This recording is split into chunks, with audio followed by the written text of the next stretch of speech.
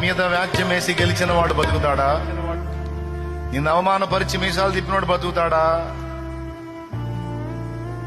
నిన్ను వెనకేసి ముందుకెళ్ళానని వెర్రవీగినోడు బతుకుతాడా శాశ్వతంగా? వాడు సాధించినవన్నీ కుప్పేసుకొని కూర్చొని అనుభవిస్తాడా? అది ఒట్టిదేగా.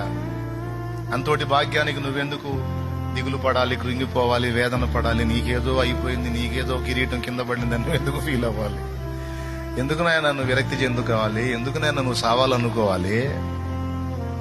అవమానాలు ఎదురైనయా? రాని నాయన. అవమానాలు దేవుడిస్తే అయ్యే తాగు నాయన. నీకు పాత్రలో ఏం పోశాడు? ఫైనల్ గా చెప్తున్నా, ఏమనుకోవద్దు. ఈ ప్రకృతిలో మనం కలిగి ఉన్నవి, మనం అనుభవిస్తున్నవన్నీ భ్రమ అని మర్చిపోవద్దు. భ్రమాన్ని గుర్తెరిగి దేనితోనూ ఎవరితోనూ కూడా ఎక్కువ అనుబంధం ఏర్పరుచుకోవద్దు. Finishing touch. భ్రమ అని గుర్తెరుగు. నువ్వు కలిగి ఉన్న బంధాలు భ్రమే, నువ్వు ఏర్పరచుకున్న అనుబంధాలు భ్రమే.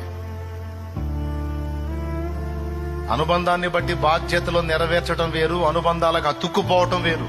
మళ్ళీ ఒకసారి చెబుతా, మీకు ఈజీగా అర్థమైద్ది. అనుబంధాలను బట్టి, బాంధవ్యాలను బట్టి బాధ్యతలు నెరవేర్చడం వేరు, నెరవేర్చాలి. కానీ అనుబంధాలకు అతుక్కుపోకూడదు, డేంజర్. ఎందుకంటే ఏ బంధం మనతో స్థిరముగా ఉండదు. పచ్చి నిజం.